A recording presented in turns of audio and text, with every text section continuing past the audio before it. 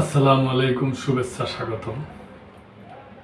দর্শক, একটা সংবাদ যুক্তরাষ্ট্র, ভারত এবং বাংলাদেশকে নিয়ে। আপনারা অবগত আছেন যে ভারতের প্রাইম মিনিস্টার প্রধানমন্ত্রী নরেন্দ্র মোদী ওই ফ্রান্সের প্যারিস হয়ে উনি এখন যুক্তরাষ্ট্রে আছে এবং যুক্তরাষ্ট্রের ডোনাল্ড ট্রাম্পের সাথে ওনার অলরেডি মিটিং হয়েছে এবং এই মিটিংয়ে উনি কি বাংলাদেশ সম্বন্ধে আলোচনা করছেন কিংবা কি আসল বিষয়, এই ব্যাপারটা নিয়ে একটি সংবাদ আর কি।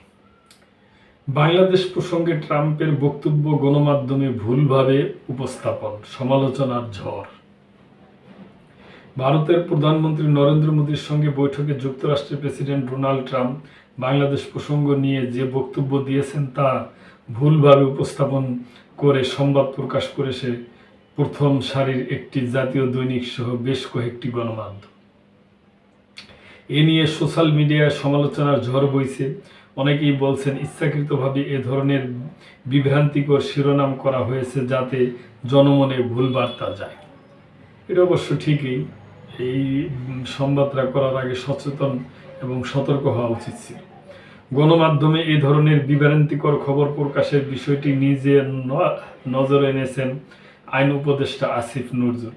তিনি ঢাকা বিশ্ববিদ্যালয় আইন বিভাগের সাবেক ছাত্র সৈয়দ আবদুল্লাহর একটি স্ট্যাটাস নিজের ভেরিফাইড পেজে পোস্ট করেছেন।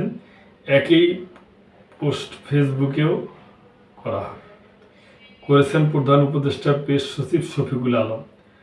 সৈয়দ আবদুল্লাহর পোস্টটি ইতিমধ্যে সোশ্যাল মিডিয়ায় ছড়িয়ে পড়েছে।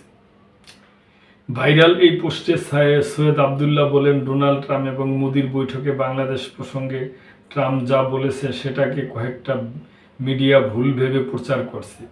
ডেইলি স্টার বাংলা ভার্সনে যেমন হেডিং দিয়েছে, বাংলাদেশের বিষয়গুলো মোদির হাতে ছেড়ে দিচ্ছে ট্রাম্প।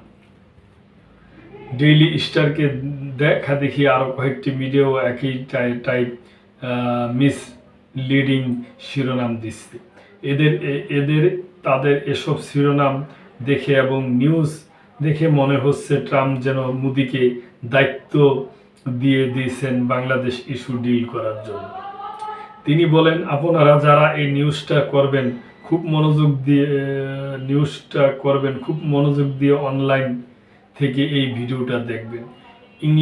ইংলিশের উপর মোটামুটি লেভেলের দক্ষতা থাকলেই বুঝবেন সেখানে কোনো প্রেক্ষাপট এবং কিভাবে কনভারসেশন চলছিল।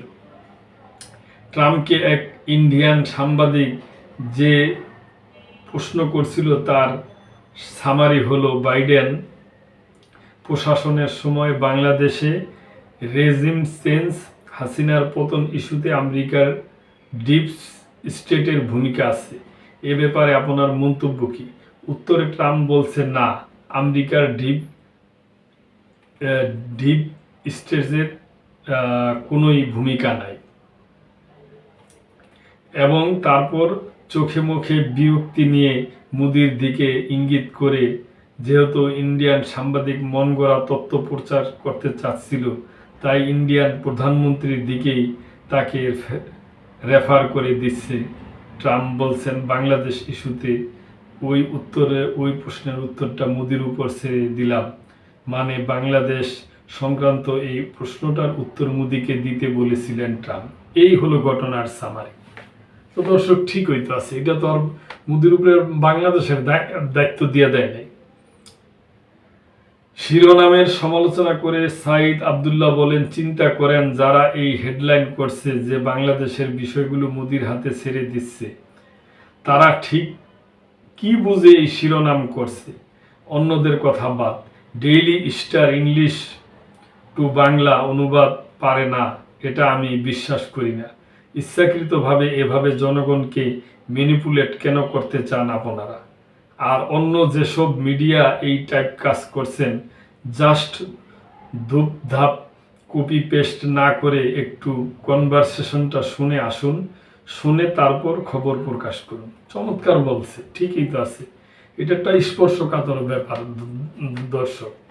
তিনি আরো বলেন, এখন কিন্তু আর ওই যুগ নাই যে যেমন খুশি তেমন ইন্টারপ্রিটেট করে জনগণকে যা গেলাইতে চাইবেন জনগণ সেটাই গিলবে। অনেক সুযোগ সন্ধানী লোকজন আছেন যারা এই খবরটা ম্যানিপুলেট করে জনগণকে বিভ্রান্ত করতে চেষ্টা করবে।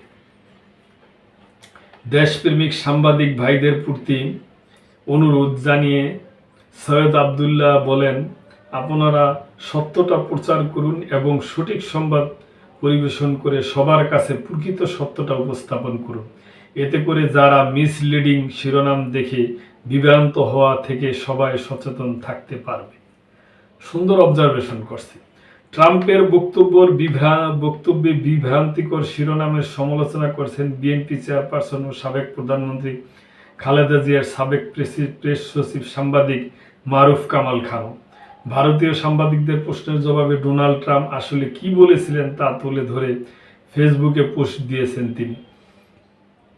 বুঝছেন এলআইএম শিরোনাম মারুফ কামাল লেখেন, নরেন্দ্র মোদীর উপস্থিতিতে ভারতীয় এক সাংবাদিকের প্রশ্নের জবাবে মার্কিন প্রেসিডেন্ট এই বলছেন। অনুবাদ করা হয়েছে জানিয়ে যুক্তরাষ্ট্রের ওয়াশিংটনে বাংলাদেশ দূতাবাসে প্রেস উইং মিনিস্টার সাংবাদিক গোলাম মুর্তুজা বলেন,